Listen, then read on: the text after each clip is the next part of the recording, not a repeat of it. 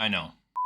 What is going on, everybody? Welcome back to another video, and welcome to my Week 6 NFL reactions. Obviously, we've got a ton of stuff to go over today. This week was insane, so before we hop right into the video, we're going to run through the plugs. So don't forget to use code WyattzWorld on G Fuel or Prize Picks, where you can save yourself a discount on any G Fuel products or match up to $100 of your first deposit. Also, remember that code Wyatt10 will save you a discount on any Waggle merch. But that's all I got for plugs. Now, let's get into talking about what happened yesterday.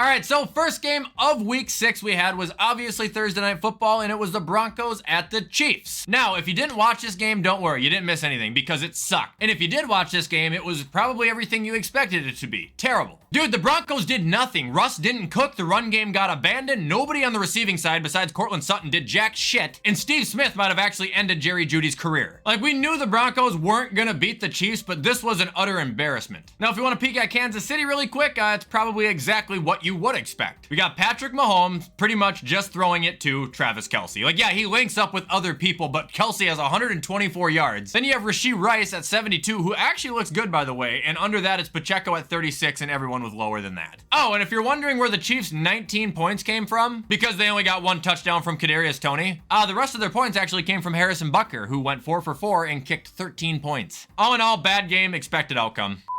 All right, moving on, we got the final tea and crumpets game of the year. It was Baltimore at the Titans in London, and I actually watched 3/4 of this game on Twitch, and it was horrible. Without looking at the box score, you'd think it would be entertaining, right? Well, no, it wasn't. This was just a bunch of kicks and interceptions. Like, seriously, the Ravens scored 24 points? Justin Tucker was responsible for 18! Gosh, this game was worthless, and there was flags every fucking play! Gosh, like, I actually hated it. Lamar, he did okay. He had a really good completion percentage. He did have an ugly interception, but they won the game, and he was definitely part of the reason why, so go ahead and give him his flowers. Also, give Zay Flowers his flowers, as he scored his first touchdown and had a nice 6 receptions for 50 yards on the day. Gus Edwards was horrid. I'm not sure what was going on there. Lamar Jackson and Justice Hill pretty much ran the run game. And defensively, Baltimore actually had a really good day too, getting a ton of sacks, where 2 of them came from none other than Jadeveon Clowney. Now, if you look at the Titans, they were absolutely horrid. Again, just so you guys can see it, Nick Folk was responsible for 10 of their 16 points, the kicker. Defensively, other than their interception, they did about nothing. Derrick Henry pretty much had to carry the offense, and Ryan Tannehill, I think, may have honestly played his last game as a starter. I really didn't like this game, man. It was so garbage, but congrats, Baltimore, on getting it done.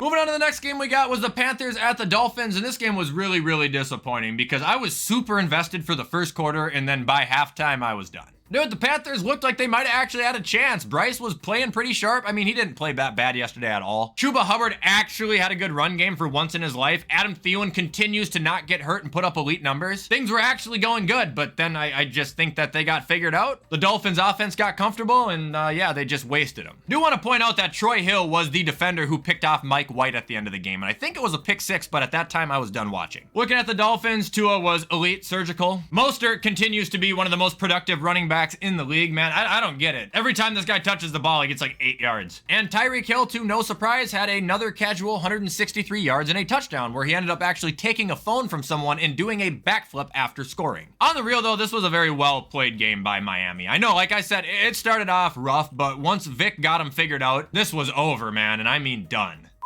All right, next game we got was the Saints at the Texans. This is a game I didn't watch any of. I mean, I can't watch every single game for those who complain about that in the comments, you little shits. But it actually looks like the Saints played a decent game and still lost. We can see here Derek Carr threw for 353, a touchdown, a pick. Olave caught for 96 yards. Shaheed caught for 85. Now, Kamara might have only had 19 carries for 68 yards, which sounds like it could have hurt him, but at the same time, he bounced back with 7 receptions for 36 yards. Like, it looks like everyone everyone got involved here who needed to get involved. Even Michael Thomas got involved. They just couldn't win. Looking at the Texans side of things, CJ had a little bit of a completion issue with this game. He did also throw his first pick, which I unfortunately did predict my MVP, my GOAT, my rookie of the year. I'm sorry, but it had to happen. Looking at the run game, I'm just gonna assume Dameon Pierce is done now. I mean, what's the fucking excuse? Like, it's week after week after week. This guy is a bum. Devin Singletary's probably gonna take over. Nico Collins had 4 for 80. Schultz caught another 4 for 61 and a touchdown. He might actually be a good fantasy tight end for anybody looking. And even though the Texans defense looks like it might have been quiet, they were able to keep New Orleans out of the end zone, which is impressive considering Derek Carr threw for 353 yards. Only one tut out of that? Like, it's either really bad offense or really good defense. One of the two, brother.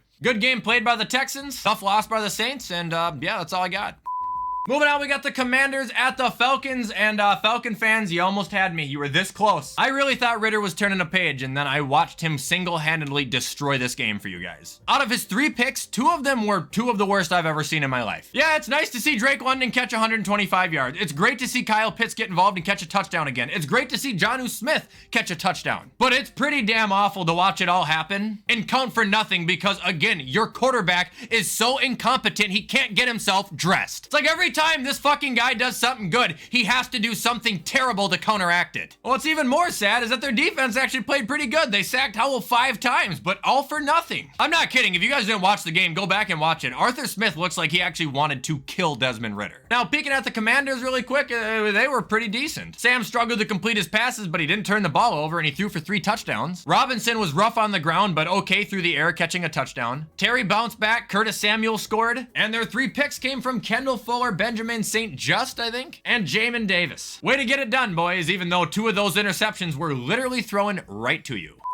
All right, next game we got was the Colts at the Jags, and this is a game I didn't really see much of either, but it looked like it was kind of like Miami. You know, Jacksonville started off slow and then just exploded. Unfortunately, if we look at the Colts side of things, Gardner Minshew, well, he got destroyed. Threw for a lot, but got wrecked. Rushing, it's a little bit concerning to see Zach Moss still outperforming JT. And the receiving game was led by Michael Pittman, who had a huge day, 9 receptions for 109 yards. However, the receiving touchdown was caught by Josh Downs, who I actually think could be pretty decent. Now, looking at the Jags, Trevor Lawrence went 20 for 30, 2 touchdowns, and a pick. ETN had a lousy day as far as production goes, but he did have 2 touchdowns. And their receiving continues to be the most underwhelming piece of the NFL at the moment for me. I expected so much out of these guys, and every week I look and I'm never satisfied. Bad? No. Everyone involved? Yes. Should you be doing better than this though? Fuck yes. Obviously they had a ton of picks. Josh Allen got a sack, and big shout out to Brandon McManus, who was responsible for 13 of their points. Man, kickers had a huge week. All right, moving on, we have another game I basically watched through Red Zone, but it's the Seahawks at the Bengals, and maybe the Bengals are back. They're starting to look consistent. Joe's starting to look like Joe. Looking at the Seahawks first, I really just want to talk about Geno Smith, because like I said, I got to see this game through Red Zone, and I know he had a statistically horrible game, but he made some really, really nice throws. So I would give him some credit there. Also, Kenneth Walker, he didn't do as good as I thought he did, but he did score a touchdown. And their receiving, I mean, it seems like every single player on their team got involved. Looking at the Bengals side of things now, Joey B went 24 for 35, 185, 2 touchdowns, and a pick. Like I said, the picks aren't ever going to surprise me with Joe. That's who he is. He's a guy that's going to try and make a play happen. More times than none, it's going to pay off, but once in a blue moon, man, it's going to turn over. The rushing was lousy. Jamar Chase continues to be pretty good. Tyler Boyd got involved, which obviously I love to see. I'm a big fan of him. And the 2 guys to receive interceptions on the Bengals were Cam Taylor-Britt and Mike Hilton. Mike Hilton, didn't he play for the Vikings? Oh, and I guess I should also credit the fact that they sacked Geno 4 times. You know, statistically, this game looks pretty close, so I'm not shocked that it was only 13-17, but I am shocked that I was wrong. All right, moving on, we got the Vikings at the Bears, and this is a game that I can legitimately tell you I didn't watch 1 play of. I didn't see anything on Red Zone. I saw nothing, and I didn't care. Kirk looks like he did fine. Madison looks like he did what Madison does. TJ was the leading receiver. Jordan Addison caught the touchdown. And the defense got 5 sacks and 2 interceptions. Looking at the Bears side of things, Fields got hurt and was not doing very good before he got hurt. Tyson Bagent was awful. Pretty sure he had a fumble and a pick. And the rest of their team, there's not really anything good to discuss, at least from what I can see. I mean, damn, dude, they only sacked Kirk 1 time total? I thought this was going to be a miserable game for the Vikings. I really didn't think they were going to win. All right, now moving on, we got the first of the undefeated teams to lose. It was San Francisco dropping to Cleveland with PJ Walker. Dude, I was at Grizzlies watching this game. It was me and Emily's 1-year anniversary, and I could barely finish eating my burger. I was so fucking stunned. Looking at Cleveland's side of things, PJ Walker didn't play well. Jerome Ford was able to get it moving on the ground, which was nice to see. Kareem Hunt got the rushing touchdown, and Amari Cooper managed to get 4 receptions for 108 yards. I don't think any human being would assume that they beat the 49ers with these stats.